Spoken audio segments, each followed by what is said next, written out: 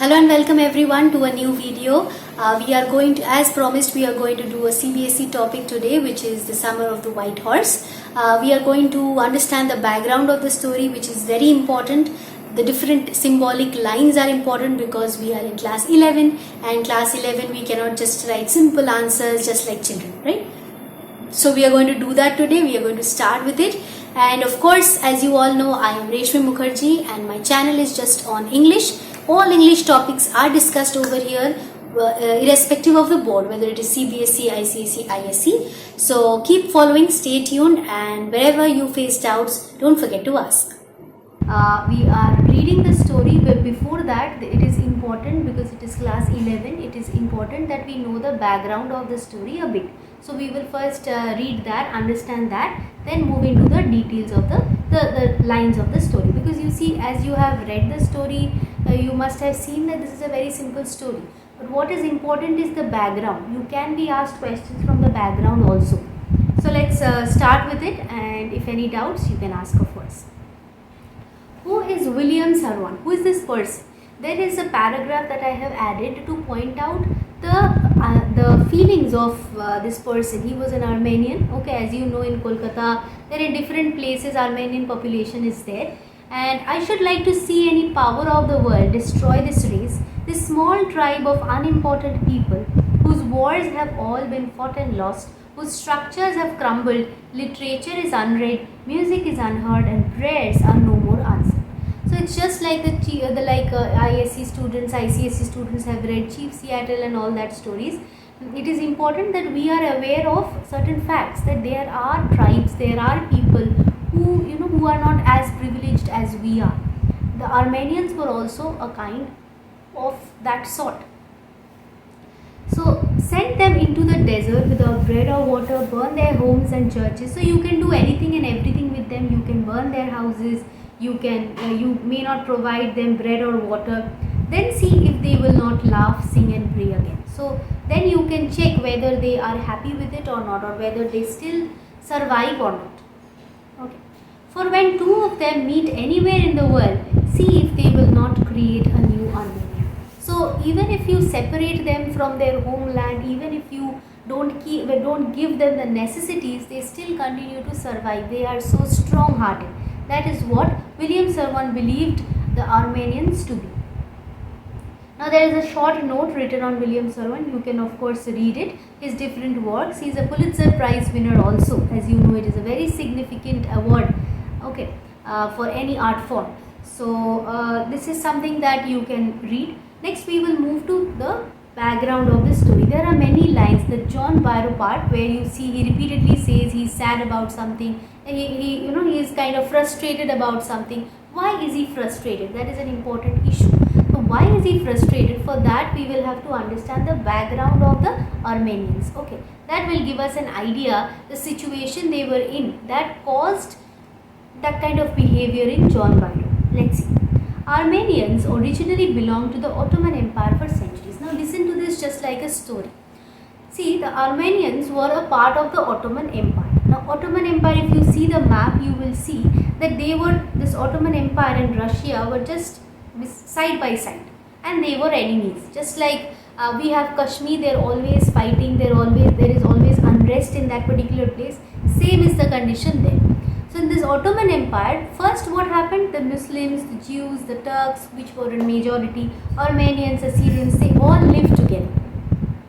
But soon what happened was, there were certain benefits given to the Turkish people, who were the majorities, the Muslims. But the others did not get so much, but still they lived together. Okay, maybe they had to pay a greater amount of tax, क्योंकि उसको मतलब ऐसे मुस्लिम की जैसे privilege नहीं था, majority में नहीं था, तो उनको बहुत सारा टैक्सेस पे करना पड़ता था. But what happened? Still they lived together. However, after some time, Russia started to become an enemy of the Ottoman Empire. Now, as soon as they started to become an enemy of the Ottoman Empire, and this side the Armenians were the only Christians living on the boundary, living on the border. Okay, maybe Russia is here and Ottoman Empire is here. So on the border region, Armenians were there. But the Armenians were Christians, and Russia, you see, what will the Ottoman people think? They will start thinking that perhaps these people, the Armenians, are no more on our side. They have started being a part of Russia. Okay, maybe because of the religion or whatever it is, they thought themselves to be what should I say, an important part of Russia, not thinking that they are any longer a part of the Ottoman Empire. It was just a belief. There was no truth in it, or you can say that there was no ready fact in it. किसी को पता नहीं था कि ऐसा हो रहा है, आर्मेनियंस उनको सपोर्ट नहीं कर रहा है कि रशियंस को सपोर्ट कर रहा है, कुछ नहीं पता था. Just they lost one war, one major war was there between Ottoman Empire and the Russians, and the Ottomans, they lost the war. And what did they think? They thought that of course there is some internal issue. The Armenians were playing some role, and that's why they lost the war. They must be helping the Russians, okay, being a part of the Ottomans. So now what happened? They became very angry on them without any reason, maybe without any proper info. They just became angry. They followed this rumor, they believed this rumor, and Armenian soldiers' weapons were confiscated. See the last point. They were taken away to labor camps, killed in large numbers. It is said that boys above 12 were slaughtered, and hereby millions lost their lives. So you can understand what happened. Of course, out of this mistrust, they did not trust the Armenians any longer because they were Christians. So they started believing that they are the ones helping the Russians against us, and therefore they killed them in large numbers. They took them to labor camps, they killed them over there. Genocide happened, just like Hitler conducted this genocide, killed a number of Jewish people. Here also the Armenians were killed. So some ran away to UK, some ran away to the US, some ran away to different places. Those who could not, they were killed. So here we have certain pictures where you see Turkey is guilty of genocide. There is all these protests happening. The Armenian Americans, because a large number of people went to America, so they became Armenian Americans. They thanked America. They thanked Britain for his role over here. Turkey, even now, which is the modern land of Turkey, even Turkey still does not accept this as a fault, as a mistake that they have made.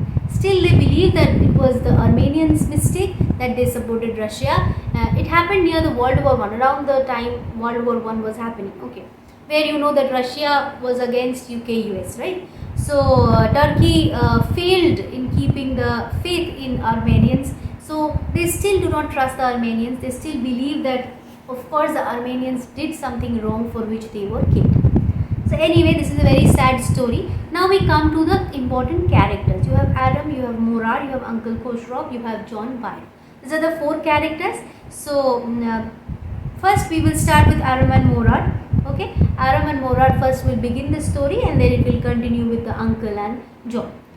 One day back there in the good old days when I was 9 and the world was full of every imaginable kind of magnificence and life was still a delightful and mysterious dream, my cousin Murad, who was considered crazy by everybody who knew him except me, came to my house at 4 in the morning and woke me up tapping on the window of my room. So one day when I was 9 at that time, and Murad was 13 and he was my cousin. So the world was full of, I believe that the world was so beautiful. It was, when हम जब मतलब childhood में क्या होता है, हमको लगता है कि कितना अच्छा है, everything is so beautiful, life is so delightful, it's just like a dream, as good as a dream. ये सब हमें लगता है जब हम children रहते हैं तब. So I also felt the same, and suddenly somebody knocked at my window and I just jumped up. Aram, he said. I jumped out of the bed and looked out of the window. So who is the narrator? Narrator is Aram. He is 9 years old. And Aram jumped out of the bed and looked out of the window. What did he see? I couldn't believe what I saw. It wasn't morning yet, but it was summer, and with daybreak, not many minutes around the corner of the world, it was light enough for me to know I wasn't dreaming. So I thought that I was dreaming, but it was, summer and daybreak, not many minutes around the corner of the world, meaning it was not even properly dawn, very early in the morning. So I first could not believe my eyes, and then I somehow managed to explain myself, no, whatever I am seeing in front of my eyes, this is true. My cousin Murad was sitting on a beautiful white horse. I stuck my head out of the window and rubbed my eyes. Yes, he said in Armenian. It's a horse. You are not dreaming. Make it quick if you want to ride. So if you want to ride this horse, make it quick. Come out of your house so that you can ride this horse. He said in Armenian. So we know these boys are Armenians. So I knew my cousin Murad enjoyed being alive more than anybody else who had ever fallen into the world by mistake. But this was more than even I could believe. So I knew that he was a very enthusiastic boy. He always loved all these kind of adventures. So I was aware of it, but I never thought that by mistake this was more than even I could believe. So I could not believe my eyes. How was it possible that he has a horse? In the first place, my earliest memories had been memories of horses. My first longings had been longings to ride. So I had always wanted to ride the horse. This was the wonderful part. In the second place, we were poor. This was the part that wouldn't permit me to believe what I saw. First point is, I always wanted to ride horse. This is the better part. Sad part is we are poor, we had no money. Our whole tribe was poverty stricken because I told you, they became refugees. They had to move away from their homeland. They had to leave everything that belonged to them in that particular place. So we were always poor. And every branch of the Garoglanian family, that means one of the tribes, Armenian tribes, was living in the most amazing and comical poverty in the world. So they lost the trust of their own country. They had to run away from there, and therefore they always were poor. Nobody could understand where we ever got money enough to keep us with food in our belly. So nobody understood how we fed ourselves. Okay, not even the old men of our family. Most important of all, though, we were famous for our honesty. Most important thing is, what were the Armenians known for? They were poor, but they were very, very honest.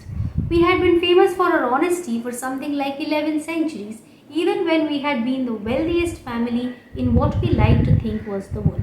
So we thought that we were the wealthiest one. Even the Muslims in the Ottoman Empire thought that the Armenians were very rich. That was a belief they had. They were jealous of the Armenians. But first, we were proud first, honest next, and after that we believed in right and wrong. So why are the Armenians renowned? They are renowned for their honesty. They are renowned because they know what is right and what is wrong, what should be done and what should not be done. None of us would take advantage of anybody in the world, let alone steal. So we should never steal first of all, and then we could not even think of it, of stealing somebody else's property. So how could Murad have a horse then?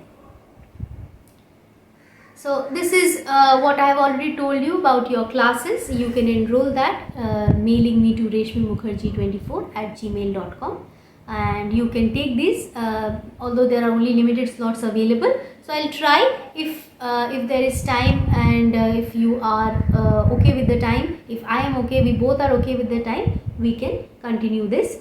Then we will move to the next page. Consequently, even though I could see the horse so magnificent, even though I could smell it so lovely, even though I could hear it breathing so exciting, I couldn't believe the horse had anything to do with my cousin Murad, or with me, or with any of the other members of our family, asleep or awake, because I knew my cousin Murad could not have bought the horse, and if he couldn't have bought it, he must have stolen it, and I refused to believe he had stolen it.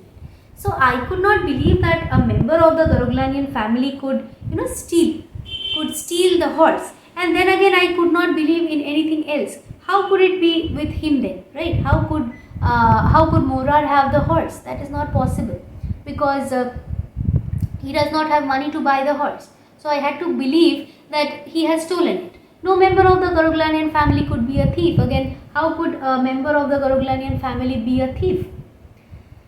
So I stared first at my cousin and then at the horse. So first I looked at my cousin. Has he stolen it? Then I looked at the horse. Is this the reality? So leap out of the window, he said, if you want to ride. It was true then. He had stolen the horse. So he is asking me to jump out of the window and come out like this. That means of course he has stolen it. He had to hide it. There was no question about it. He had come to invite me to ride or not, as I chose. Well, it seemed to me stealing a horse for a ride was not the same thing as stealing something else, such as money. You can steal money, that is stealing. But children are very fond of riding horses. So something which you do for entertainment, something which you love to do. Maybe you are stealing books. You cannot call it stealing, because this is something that you love to do and you have taken it, okay, to study, to enjoy. But you don't want to sell the books and earn money, right? He did not even want to sell the horse and earn money. So this cannot be called as stealing. We offered to sell the horse, which of course I knew we would never do. So we would never sell the horse. So it means that it means that we are of course not trying to earn money out of it, which means we haven't stolen it. I jumped down to the yard from the window and leapt up on the horse behind my cousin Mora. That year we lived at the edge of the town on Walnut Avenue. Behind our house was the country, vineyards, orchards, irrigation ditches and country roads. So there were a lot of different things around our house. We were living kind of a countryside area where there were country roads, there were orchards, there were vines, okay. Irrigation ditches. I'll show you a picture of irrigation ditch. This is a kind of a space which is dug out so that water can pass and you can use the water for your irrigation or for cultivating crops. So that was there behind our house. So I got up, I rode the horse, I was sitting behind Morad on the horse. The air was, so in less than 3 minutes we were on Olive Avenue, and then the horse began to trot. So as soon as we reached Olive Avenue, it was a clear space and the horse started running. The air was new and lovely to breathe. The feel of the horse running was wonderful. My cousin Morad, who was considered one of the craziest members of our family, began to sing. So he was so very happy, he so very enjoyed the situation that he started singing. Okay, I mean he began to roar. We cannot call it singing. He was not a good singer at all, but he was actually roaring. So that's all for today. Till here we have done, and we will of course move to the next part in the next class. Paragraph or the history that I have told you is important. Write it down somewhere, and maybe in the website also I will put it up. I will bring you the website soon. So this portion will also be there with the meanings, and your the history will also be important. So write that from today's part. That's all for today. I hope you have enjoyed watching it, and you will of course subscribe to my channel and also like. Hit the bell icon so that tomorrow again when I post this, the next part of it, you get it. Thank you so much. Hope to meet you tomorrow again.